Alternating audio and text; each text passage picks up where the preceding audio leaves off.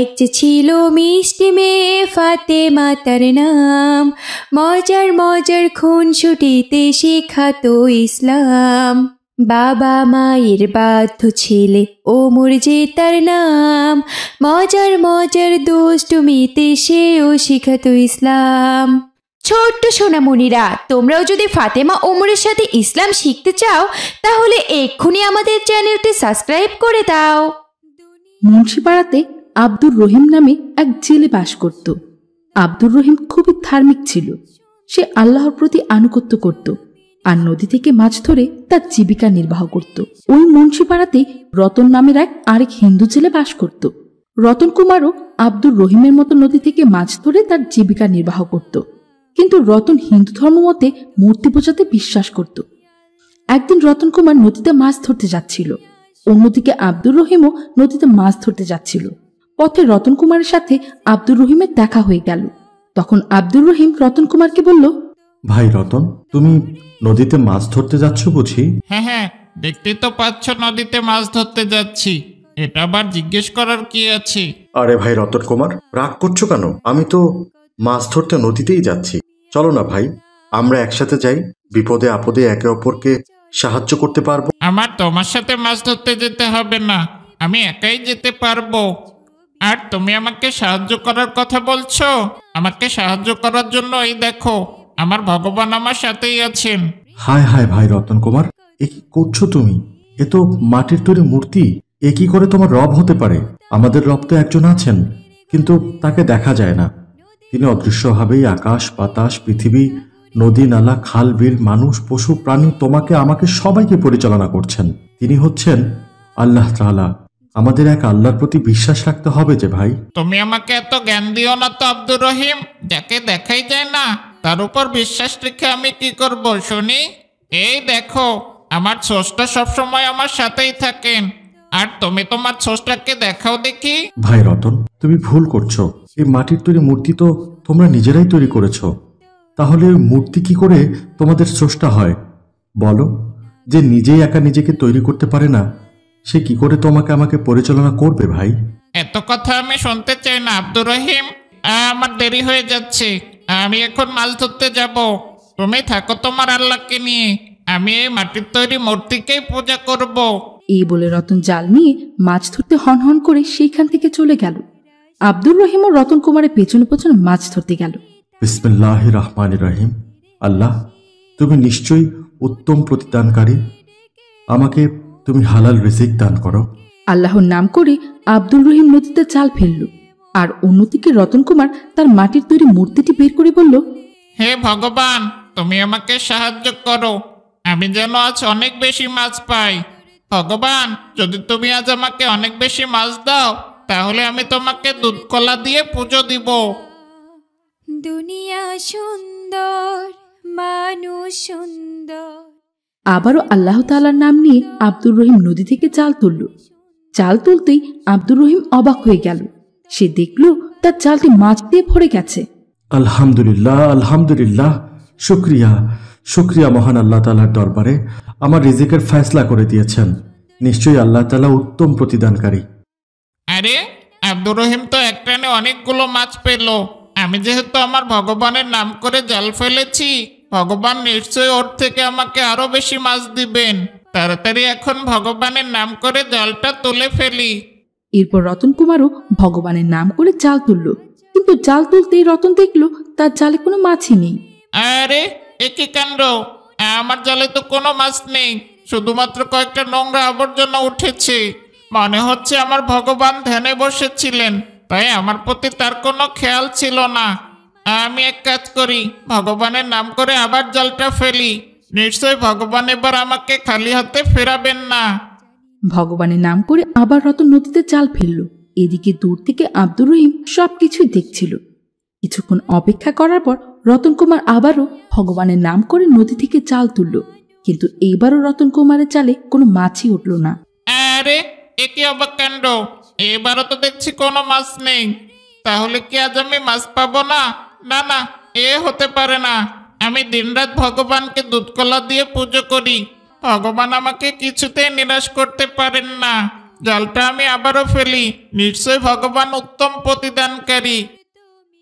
এইভাবে রতন কুমার যতবার ভগবানের নাম করে নদীতে জাল ফেলল, কিন্তু ততবারই তার জালে কোনো মাছই উঠল না। এই দৃশ্য দেখে আব্দুর রহিম রতন কুমারের কাছে এসে বলল, মানুষ ভাই রতন কুমার, আমি তোমাকে বলছিলাম শুধুমাত্র এক আল্লাহকে বিশ্বাস করতে, কিন্তু তুমি আমার কোনো কথাই শোনোনি। তুমি তোমার ওই মাটির তৈরি মূর্তিকেই বারবার ভগবান ভেবে নদীতে জাল ফেলেছ, আর এজন্যই তো তোমার জালে কোনো মাছ উঠছে না। দয়া করে আমার কথা শোনো ভাই, শুধুমাত্র একবার আল্লাহকে বিশ্বাস করে জাল ফেলো, দেখবে নিশ্চয়ই আল্লাহ তাআলা তোমার রিজিকের ব্যবস্থা করে দিবেন। তার কারণ তার আরেক নাম রহিম, রহিম মানে দয়ালু। শোনো আব্দুর রহিম, আমি তোমাকে বলেছি না আমি কখনো তোমার আল্লাহকে বিশ্বাস করব না। আমার কাছে আমার ভগবান আছেন, তোমার আল্লাহর তো কোনো অস্তিত্বই নেই। আমি কাকে দেখে তোমার আল্লাহকে বিশ্বাস করব? নিশ্চয়ই আমার ভগবান ধ্যানে ছিলেন, এজন্যই আমার প্রতি তার খেয়াল নেই।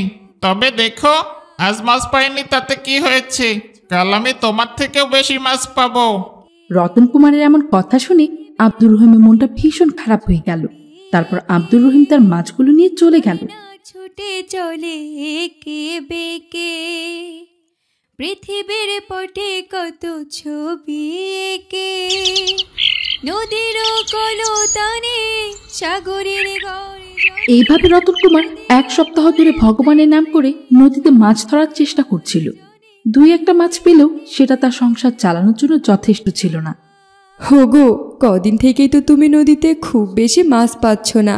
2-1টা মাছ পেলেও তা তো আমাদের খেতেই চলে যাচ্ছে। মাছ বিক্রি করতে না পারলে আমাদের সংসারটা চলবে কি করে? ঘরে যে খাওয়ার মতো চাল ডাল তরি তরকারি কিচ্ছু নেই। এভাবে আর কতদিন চলবে বলো? তাই তো দেখতে পাচ্ছি বউ, কদিন থেকে তো কোনো মাছই পাচ্ছি না। কি যে হলো, আমার মুসলিম প্রতিবেশী আব্দুর রহিম আর আমি একসাথেই রোজ মাছ ধরতে যাই, কিন্তু আব্দুর রহিমের জালে অনেক মাছ উঠছে আর আমার জালে কোনো মাছ উঠছে না। যদিও বা 2-1টা মাছ ওঠে, তবুও সেগুলো লাফিয়ে পানিতে চলে যায়।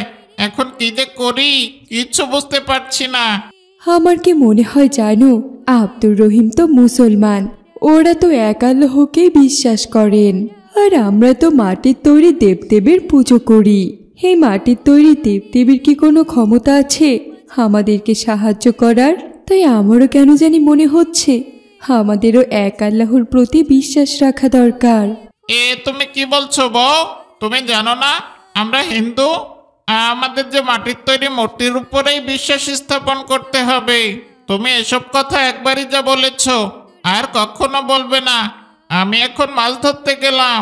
এই বলে রতন কুমার নদীতে মাছ ধরতে চলে গেল, কিন্তু সেই দিনও রতন কুমার কোনো মাছই পেল না।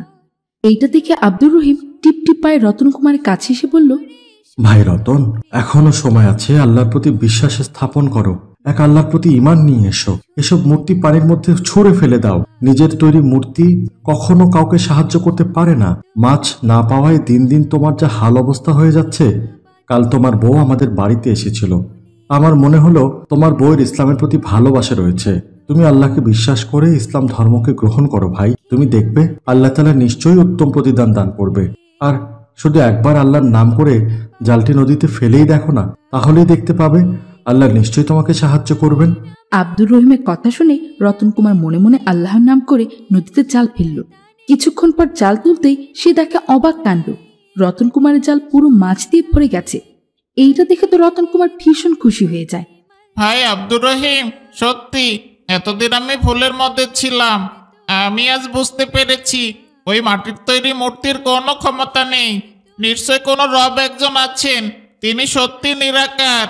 তিনি এই আসমান জমিন গাছপালা পশু পাখি মানুষ সব সৃষ্টি করেছেন, আর তিনি এই সব কিছু একাই পরিচালনা করছেন। তাকে দেখা যায় না, কিন্তু তিনি সবার মধ্যে বিরাজমান। সুন্দরী সুন্দরী এ কি ভাই রতন, তুমি কি বলছো হঠাৎ? তুমি কি আল্লাহর নাম করে নদীতে জাল ফেলেছিলে? হ্যাঁ হ্যাঁ ভাই আব্দুর রহিম, আমি মনে মনে তোমার আল্লাহ তাআলার নাম করেই জাল ফেলেছিলাম। আর আল্লাহ তাআলা আমাকে হতাশ করেননি, আমার পুরো জাল মাছ দিয়ে ভরিয়ে দিয়েছেন। ভাই আব্দুর রহিম, আমি এতদিন ভুলের মধ্যে ছিলাম, আমি এখন মুসলিম হতে চাই। তুমি আমাকে এক্ষুনি মুসলমান বানিয়ে দাও। শুক্রিয়া ভাই, শুক্রিয়া। এটা শুনে ভীষণ খুশি হয়েছি। তুমিও আমার সাথে পড়ো, লা ইলাহা ইল্লাল্লাহু মুহাম্মাদুর রাসূলুল্লাহ সাল্লাল্লাহু আলাইহি ওয়াসাল্লাম। লা ইলাহা ইল্লাল্লাহু মুহাম্মাদুর রাসূলুল্লাহ সাল্লাল্লাহু আলাইহি ওয়াসাল্লাম। ভাই রতন, এখন থেকে তুমি মুসলিম হয়ে গেলে। আর তোমার নাম এই কারণে রতন কুমার থাকা উচিত নয়, আগের নামটি পরিবর্তন করতে হবে, কারণ ইসলামে এই ধরনের নামের কোনো স্থান নেই। তোমার নাম আজ থেকে আবু বকর।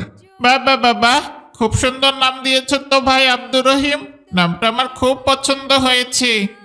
ভাই আবু বকর, শুধু তোমাকে মুসলিম হলে চলবে না, তুমি তোমার বাড়িতে গিয়ে তোমার বউকেও মুসলিম বানিয়ে দেবে। ঠিক আছে ভাই আব্দুর রহিম, আমি তাহলে এখন আসি। আসসালামু আলাইকুম ওয়া রাহমাতুল্লাহি ওয়া বারাকাতুহু। ওয়ালাইকুম আসসালাম। পৃথিবীর পটে কত ছবি এঁকে। হে মহান আল্লাহ, আপনি আবু বকরের ওপর রহমত বর্ষণ করুন। হে আল্লাহ তাআলা, আমার উসিলায় একজন হিন্দু লোক মুসলিম হয়েছে। আলহামদুলিল্লাহ, আলহামদুলিল্লাহ। শুক্রিয়া হে মহান রব। সাগরের গর্জনে নদীর